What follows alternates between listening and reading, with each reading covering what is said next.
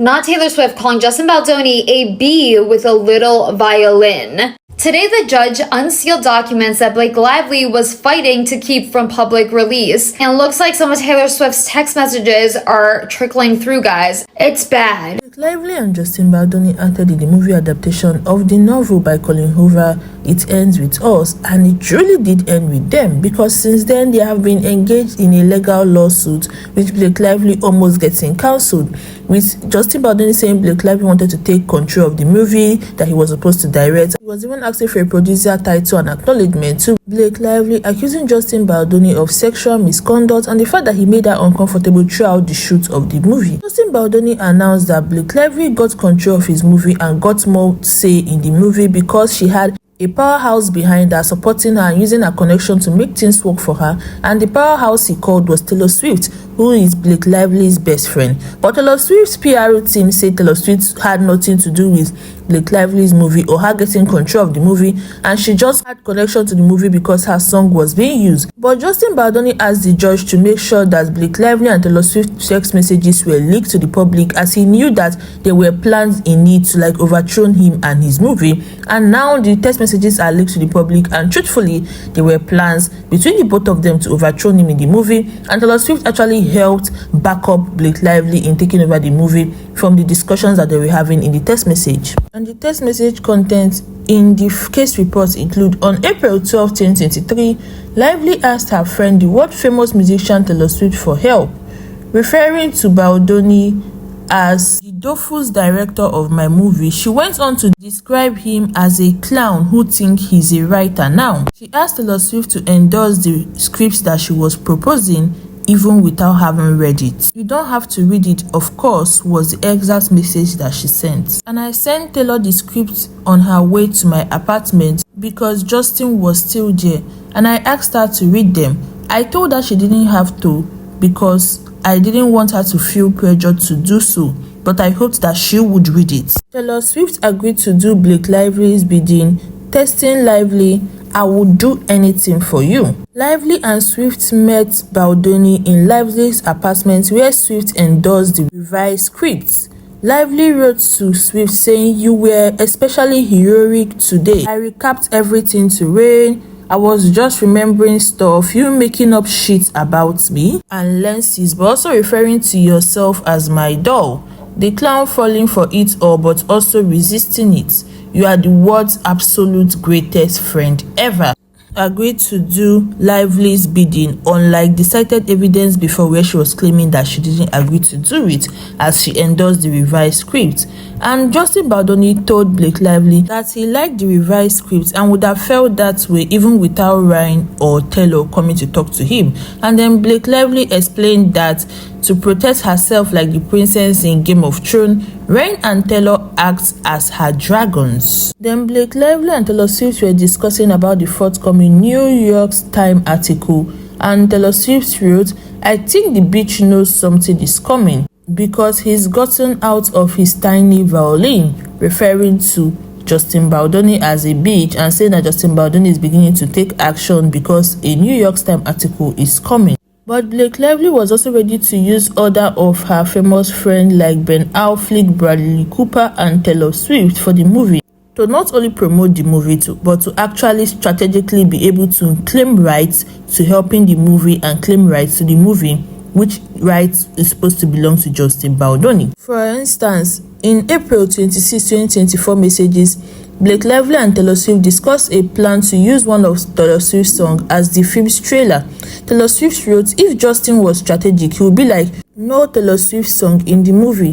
This gives you more power over the film than him, as that's your ally and not his. And Blake Lively replied, you are so right, he should have run from your music. How stupid. This was his only shot at having an appearance of an upper hand, but he lost it because he didn't strategically think that Blake Lively and Taylor Swift were trying to take control of his movie through different ways. And the exact text message read, if you get here when this Dofu's director of my movie is still here, in brackets she was saying, I'll be ushering him out but hope he's still here.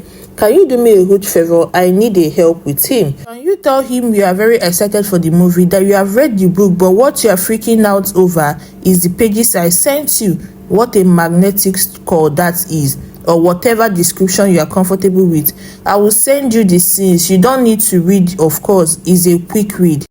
He is a clown and thinks he's a writer now, and got the rewrite and told me he appreciates my passion. That is it. So having the greatest living storyteller unknowingly echo to him how much they love what we are doing, giving him credit as if he wrote it with me, will go such a long way. You dug a movie out of a grave already for me before. And then Taylor Swift replied, I would do anything for you. And then Blake Lively said, I love you, thank you. Tell me when you are on your way. I will have Molly meet you at the security in the garage.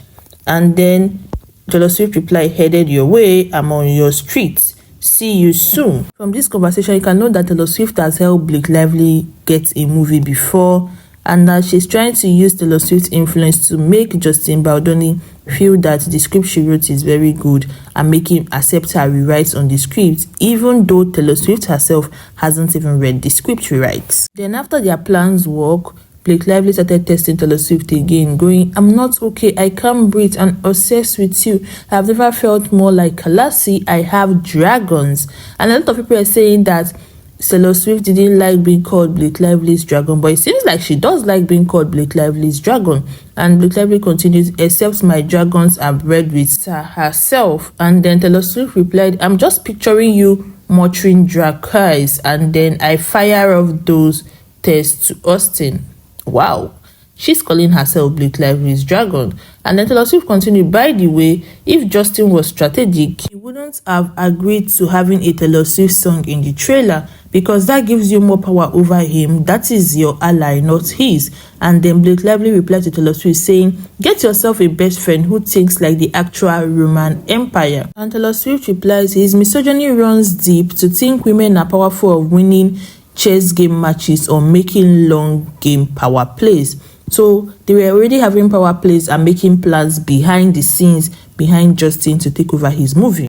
And Blake Lively replied as always that Justin is very stupid, he should have not agreed, and this is his only shot at having a power over his movie, but he lost it to her again. And then he switched to the conversation of Taylor Swift calling Justin Baldoni a bitch and telling Blake Lively that it seems like Justin Baldoni knows something is coming since he's out of his little violin. And then she sent Blake Lively a link to a People's Magazine post about Justin Baldoni. And the post said Justin Baldoni reveals he was sexually traumatized by his ex-girlfriend. And then it seems like when the tables turned on Blake Lively, Taylor Swift actually introduced her to a PR team to work with her. Because Taylor was like, can you believe she just called and was like, the PR chick wants to get info to Blake. Blake Lively replied, it changed my life. Did you know that the first reason why Blake Lively was having issue and was actually going to need a PR team was because during the premiere and the press round of the movie It Ends With Us, a movie about abuse, Blake Lively was all about wear your flower dresses, carry your flower, and come watch the movie like it was a romance movie. She was even promoting her hair care products along with the movie, not giving the movie any mind, not even talking to people like about abuse or trying to connect to NGOs about abuse to help to promote the movie, which is what Justin Baldoni did, and that was the reason why people turned on her, and she actually needed a PR team and had to reach out to Taylor Swift. Taylor Swift saying that Justin Baldoni became smart and came out of the violin, that was why he had like posts talking about him being traumatized sexually when he was promoting the movie about abuse to get people to his side, and Blake Lively being angry about that is not Justin's fault. I feel the two of them were playing chess with themselves. Justin Baldoni saw that he was being left behind, and then he became clever and started doing his own PR after Taylor Swift already did PR for Blake. But then Taylor Swift fans are beginning to notice something. They're beginning to notice that Taylor Swift's song Cancelled was about Blake Lively and Justin Baldoni, even though Taylor Swift PR team was trying to make it seem like Taylor Swift and Blake Lively are no longer friends, because there's a chorus in her song Cancelled that said, did you make a joke only a man could? Were you just too smug for your own good? or bring a tiny violin to a knife fight, baby, that all ends tonight. I know that Taylor Swift has already called Justin Baldoni a bitch that is coming out from his tiny violin. And Council, she was saying she likes her friend Council. I know she was talking about Blake Lively. And then people were saying that Taylor Swift is a liar because her PR routine said Taylor Swift had no creative involvement in Blake Lively's It End With Us amid the lawsuit. But now we can see that Taylor Swift has been planning behind the scene with Blake Lively, putting everything down, doing a chess team, working on the chess, and trying to convert Justin Baldoni's song and write to just Blake Lively. And while people are very happy with her, some people are happy with her saying, she was being trusting and supporting with a close friend. I don't fault her for believing her friends. We all back up our girlfriend. Just say that she's a girl's girl, and everybody backs up our girlfriend, and everybody backs up their friend. And so it's not wrong for Taylor Swift to lend power to her friend to help her to get what she wants, back up her friend to help her to get what she wants. But truly, I think there's a difference between supporting your friend and using your power to work with your friend to take over someone's movie. And then another person was trying to connect Taylor Swift calling Justin Baldoni a bitch and Kanye West calling Taylor Swift a bitch, which made her cry so much and garner a lot of sympathy from people as a victim, while she was actually calling someone a bitch. But people did not agree. Someone was like, this is completely different than Kanye's song. This is a private conversation with no intent for it to be public. Kanye was intent for public humiliation. We can see that Blake and Taylor haven't publicly been seen together since then. So could it be assumed that once Taylor got more than her friend's side of the story, the tune changed? She can't take back the test sense, but she can take back her support, maybe to save face, maybe because she genuinely disagrees with Blake.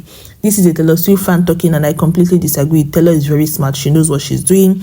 She knew what she was doing when she was planning with Blake. They knew their plans together. They knew their goal together. So no, Taylor is still supporting Blake. She has been supporting Blake, and she still continues to support Blake. And another person said, I'm disappointed in Taylor, especially when people in the music industry has done her wrong. Why would she say and do such a horrible thing to Justin? Wow, just wow. And that is very true. It's very disappointing because Taylor has been part of people that have been crying for people to have control over their creative rights, have creative rights over whatever work they do, have creative control over their work, because Scooter Braun sold her album rights and she has been crying in the public, begging victim, having people pity her, rewriting and re-singing her song because Scooter Braun sold the rights to her song. And people have been insulting Scooter Braun and calling him every name on this planet Earth just for her to be working together with her friend to take over creative rights of another person and another creative from their movie.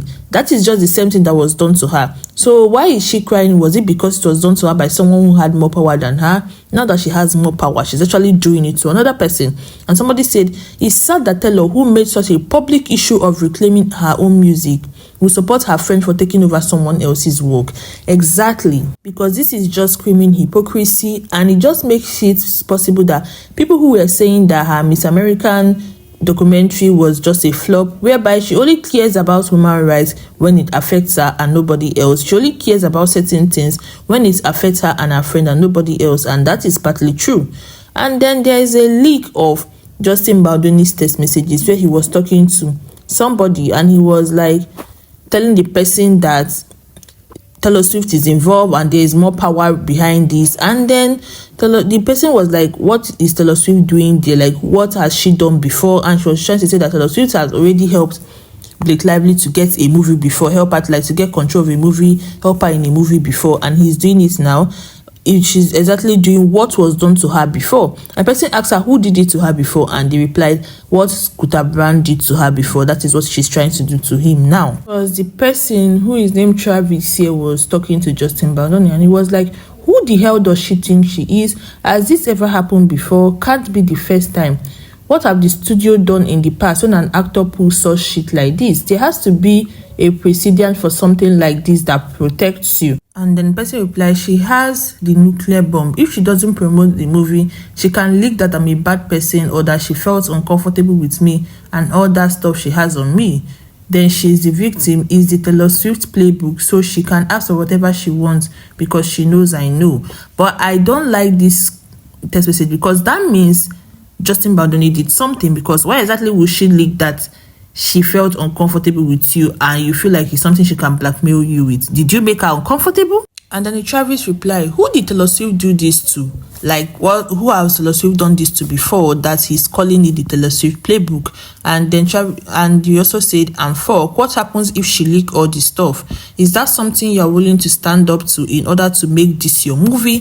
Trying to tell Justin Baldoni that if Blake Lively should leak things that she has about him, is he ready for them to take this the long run, take it to court, so that it's just still going to be able to retain the right to his movies that she wants to collect? Or is this a swallow your pride kind of thing again and again? Isn't there power in you having all the stuff on her and Rain as well? I'm so sorry, man. This never-ending bullshit's coming out too. Trying to say that Blake Lively has things on him, but he also has power because he has things on her too, along with her husband. And then Justin Baldoni replied to Travis saying that the person that Taylor Swift used the Taylor Swift playbook on was Braun after he sold her catalog. She positioned herself as the victim and everybody was dragging Braun, and that is what he feels Blake Lively also wants to do. But he didn't even agree Blake Lively to position herself as the victim. He just took control. But what I'm seeing from all this thing is the fact that all of them have issues. None of them is a victim. All of them are wrong. And that Taylor Swift that has been trying to run and Taylor Swift that her PR has been trying to clean after actually has a hand, a very, very deep hand in whatever is happening here, because she was planning behind the scene with her best friend.